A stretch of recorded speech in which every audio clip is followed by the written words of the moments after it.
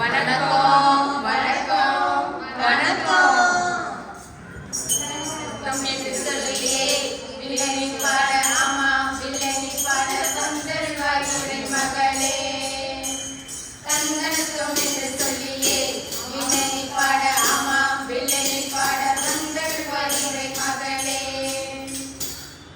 இது என்ன மாதம் தெரியுமா? அக்டோபர் மாதம். இது தெரியாதா? இதுக்கப்புறம் நவம்பர் மாதம் நம்ம ஊர் திருவிழா. அப்படியா? ட்ரெஸ் எடுத்துட்டியா? ஆளப்பாரு, இது ஜபமாலை மாதம்.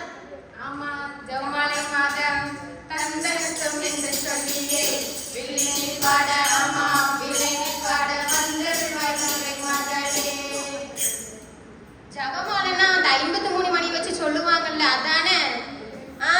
அதான். இப்பதான் இப்படி சொல்றோம். ஆனா கிபி 3ஆம் நூற்றாண்டுல எப்படி சொல்லுவாங்கன்னு தெரியுமா? மெர்சி அக்காக்கு நேத்து என்ன சாப்பிட்டாங்கன்னே தெரியாது. அவங்க கிட்ட போய் கிபி 3ஆம் நூற்றாண்டுல எப்படி சொன்னாங்கன்னு கேக்குறீங்க? அந்த காலத்துல 150 கூழாங்கல் வச்சு ஒவ்வொன்றுக்கும் திருப்பாடல் சொல்லியிருக்காங்க. ஆமா சொல்லிருக்காங்க. அதுக்கப்புறம் தான் 53 மணி ஜபமாலை வந்துச்சு. ஆமா வந்துச்சு. மறை உண்மைன்னு ஒண்ணு சொல்லுவாங்கல்ல, அது எத்தனை எத்தனைன்னு தெரியுமா? எத்தனை தெரியுமா? எத்தனை தெரியுமா? அச்சோ மறந்துருச்சே. ஆமா மறந்துடுச்சு. சரி நான் சொல்றேன், நீ கேளு. மகிழ்ச்சியின் மறை உண்மை திங்கள் சனி. ஆமா திங்கள் சனி. துயரின் மறை உண்மை செவ்வாய் வெள்ளி.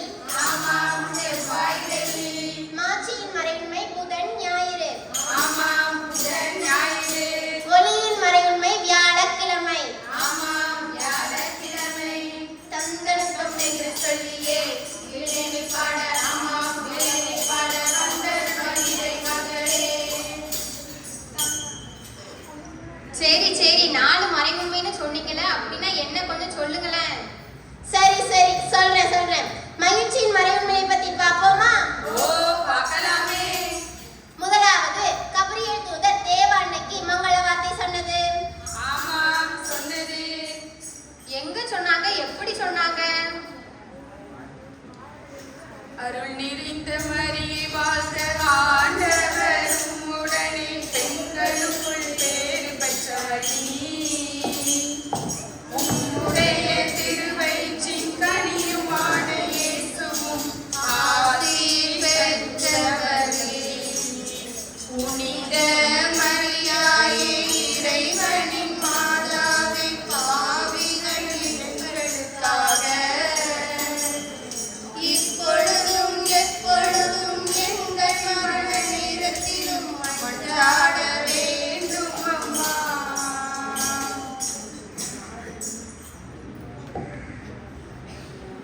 இரண்டாவதாக தேவமாதா எலிசபெத்தை சந்தித்தது.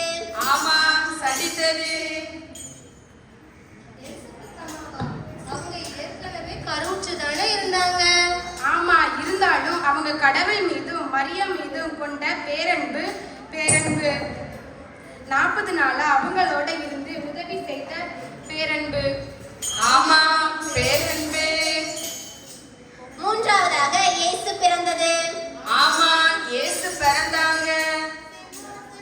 வீற்றிருக்கும் தேவ மைந்தனா சிங்காசனம் வீற்றிருக்கும் தேவ மைந்தனா இங்கு பங்கமற்ற பசுந்தொட்டியில் படுத்திருக்கிறார். இங்கு பங்கமற்ற பசுந்தொட்டியில் படுத்திருக்கிறார். சரி, நீங்க எங்க பிறந்தீங்க? நாங்க ஹாஸ்பிட்டல்ல பிறந்தோம். ஆமா பிறந்தோம். நான்காவதாக இயேசு கோவிலில் காணிக்கையாக ஒப்பு கொடுத்தது. ஆமா ஒப்பு கொடுத்தது. தந்தோம் கர்த்தாவே ஏற்றுக்கொள் என்னையே இப்போது. கண் கொண்டு பார் கடவுளின் மகனே காணிக்கையா தந்தாய் நீதானே. காணிக்கை தந்தோம் கர்த்தாவே. என்னது? பிறந்த இயேசுவை எருசலேம் கோயில காணிக்கையா ஒப்பு கொடுக்கப்பட்டாங்களா? ஆமாம், யோசேப்பும் மரியாவும் இயேசுவை எருசலேம் கோயிலுக்கு கூட்டிட்டு வந்தாங்க. ஆமா வந்தாங்க. ஐந்தாவதாக 12 வயதில் காணாமல் போன இயேசு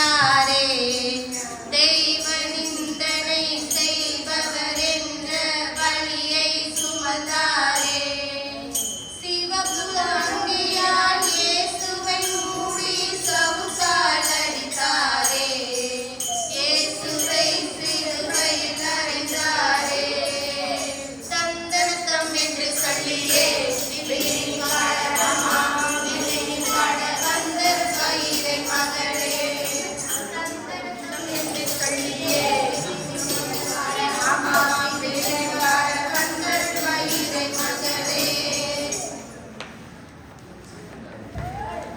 ஹெலன், நேத்து உன் தங்கச்சியை ஏறி மிதிச்சியே, அவளை மன்னிச்சியா? ஆமா மன்னிச்சியா? நான் எதுக்கு அவளை மன்னிக்கணும்?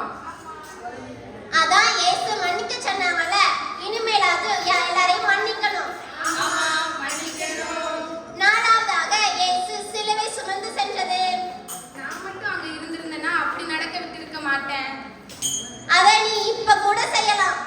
எப்படி எப்படி கரைந்தால் கன்னத்தை காட்டச் சொன்னேன். தீமை செய்தால் நன்மை செய்யச் சொன்னேன். கன்னத்தில் அறைந்தால் கன்னத்தை காட்டச் சொன்னேன். தீமை செய்தால் நன்மை செய்யச் சொன்னேன். இதற்கு மேல் நான் என்ன கேட்கின்றேன்? இதற்கு மேல் நான் என்ன கேட்கின்றேன்? வெறும் வாழ்க்கை அல்ல வாழ்ந்து காட்டிவிட்டேன். வெறும் வார்த்தை அல்ல வாழ்ந்தும் காட்டிவிட்டேன். தந்தனத்தம் என்று சொல்லியே விழினி பாட ஆமா விழினி பாட வந்த கயிறை மகளே தந்தனத்தம் என்று சொல்லியே விழினி பாட ஆமா விழினி பாட வந்த கயிறை மகளே. ஐந்தாவதாக இயேசு சிலுவையில் இருந்து அடக்கம் செய்யப்பட்டது. நமக்காக இருந்து மூன்றாம் நாள் நமக்காக உயிர்த்தெழுந்தார். வில்லியம் அண்ணன், அதானே ஈஸ்டர். ஆமா, உனக்கு கூட தெரிஞ்சிருக்குதே. ஆமா தெரிஞ்சிருக்குது. என்று சொல்லியே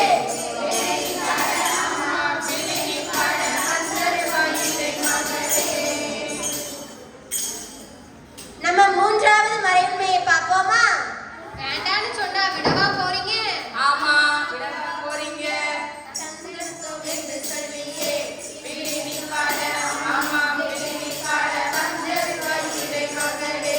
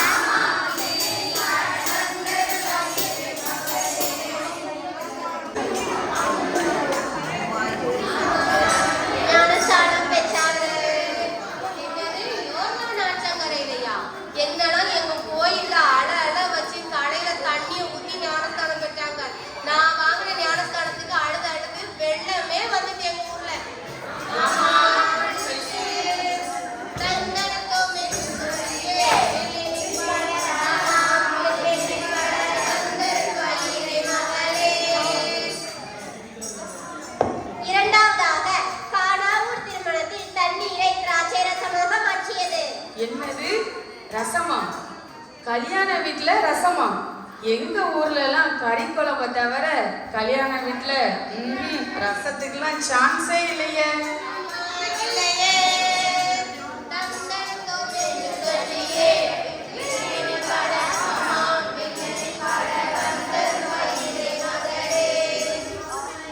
மூன்றாவதாக இயேசு இறையாட்சியை அறிவித்தது. ஆமா, அறிவித்தது. என்ன அறிவிச்சாங்கன்னா இயேசு இறையாட்சி நெருங்கி வந்து விட்டது. இறையாட்சி நெருங்கி வந்து விட்டது. மனம் மாறி நற்செய்தியை அறிவியுங்கள். என்ன அறிவிப்பீங்களா? கண்டிப்பா. நாலாவதாக இயேசு தாபோ மலையில் உருமாற்றம் அடைந்தது. ஆமா, உருமாற்றம் அடைந்தது. உருமாற்றம்னா எப்படி? முகம் சூரியனை போலாக, முகம் சூரியனை போலாக, ஆடைகள் வெண்மையாக.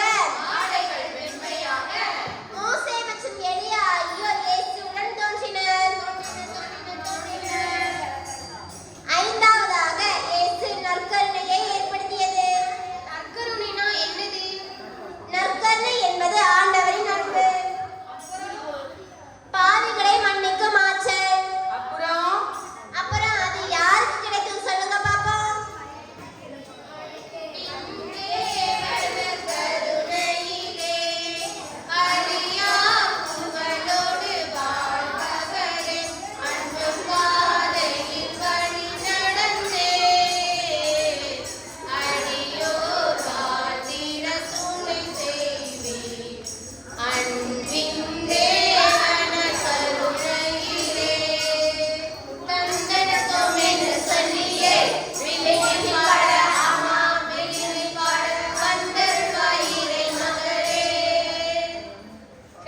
நேத்து நீ உன் நிழலை பார்த்து பயந்தல்ல? ஆமா, நிலைய பார்த்து பயந்து. இப்பதான் எனக்கு புரியுது. இது வெறும் ஜபமாலை மட்டும் இல்ல, 53 மணியில் எத்தனை அற்புதம் உள்ளது.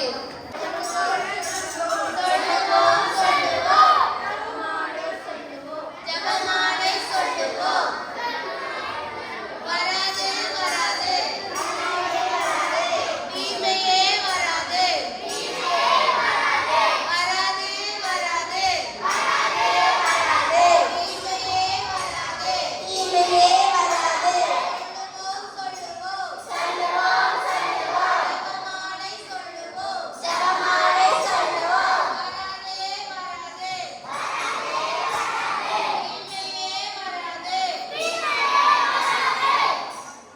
எப்படி சொல்லுவோம்?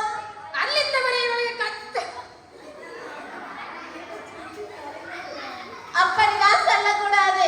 இதயத்துல இருந்து அனுபவம் புரிஞ்சு சிந்தித்து தியானித்து சொல்லணும்.